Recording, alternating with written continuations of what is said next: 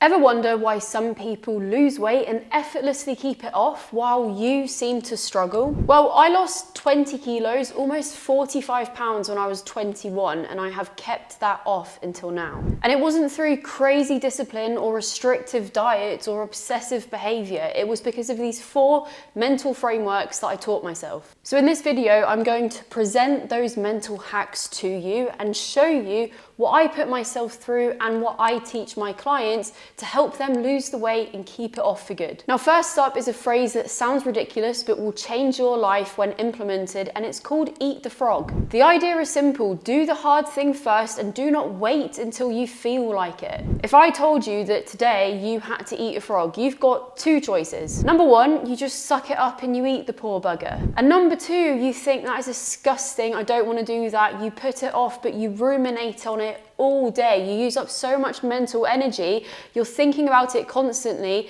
and then you still have to do it.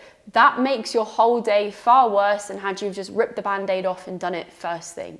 The point is, don't wait for your schedule to magically clear or for your willpower to come to you. Just do that hard thing as soon as you can. Get it out of the way. So if getting your steps in is the struggle for you, maybe you commit to doing 20 minutes before breakfast so you can get a couple thousand in. Or if you have a really hard time getting protein into your diet, it might be that you have a plate of these bad boys with breakfast so that by the time it gets to lunch, you've had 40 grams or so. By the way, I wasn't being serious. You don't need this many eggs unless you're a big fan of Eddie Abu. You see, when your hardest task, whether that is steps, protein, meal prep, or working out is done, you ditch the mental load that comes with thinking about getting it done. And you also stop that "I'll do it later" trap. And we all know that whenever you say "I'll do it later" or "tomorrow," it very rarely gets done. Now, that is a great trick for the day, but what about the bigger picture? Because it's long-term progress that usually causes people to slip up, and that is where framework number 2 comes into play. It's one of the most uncomfortable but freeing mindset shifts I've ever made, and it's called the rule of 100s. You see, before I really understood behavior change and when my weight was bouncing up and down, I would blame everything but me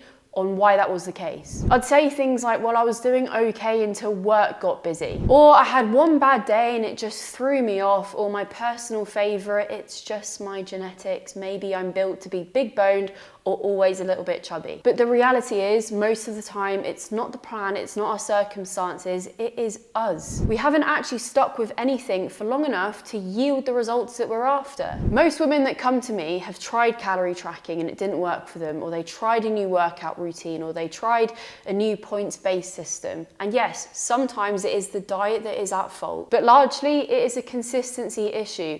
They don't track with utmost adherence. Or they aim for 4 workouts, they hit 2, and then they sod the whole thing off. They over-exaggerate their good days and they put all of their attention into the times that they slip up, which causes them to then throw in the towel. The rule of 100 is very simple. You just have to show up 100 times doing the damn thing before you can judge whether something works or doesn't work. 100 planned meals, 100 solid decisions, 100 days doing that diet plan, and 100 times where you followed through when you didn't actually feel like it. Because truthfully, consistency and persistence is where your results lie. You can't expect to give something a go for a couple of weeks and to undo decades worth of a shit relationship with yourself and with food in that short space of time. Now, I get it, that is a big mindset shift. So what can you actually do when your headspace gets noisy? When your body's tired, when every ounce of you wants to quit, but you know that you shouldn't? Enter rule number 3. Hand the mic to future you. This is what I teach my clients who are tired of breaking promises to themselves. When you're standing in the fridge for the 3rd time that day, or you're about to order a Domino's pizza,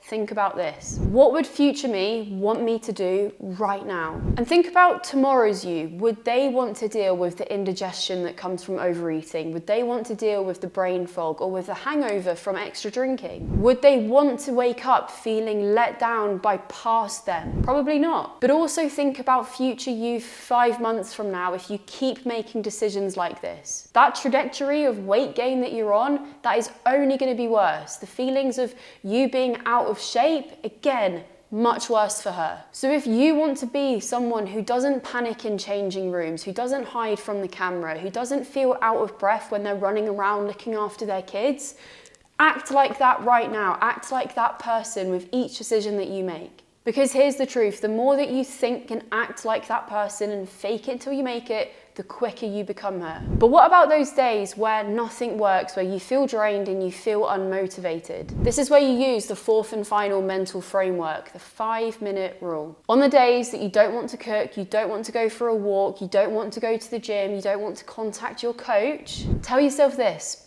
I'm just gonna do 5 minutes. 5 minutes of movement, 5 minutes of chopping veg, 5 minutes on the treadmill to get warmed up at the gym. Because starting is always the hardest part, and when you do that, momentum usually kicks in. But even if it didn't, you still won. You still put yourself in the best position to do this damn thing. You still put a bet on yourself. You didn't let the day run you, and that is how you build resilience. Now, these 4 mental shifts, they work for anyone at any age, of any stage at the weight loss journey who is willing to try. So if you want more game-changing frameworks like this, click the link to join the free £1 down challenge in the description of this video. 7 days worth of free guidance from me to help you lose your first pound or more.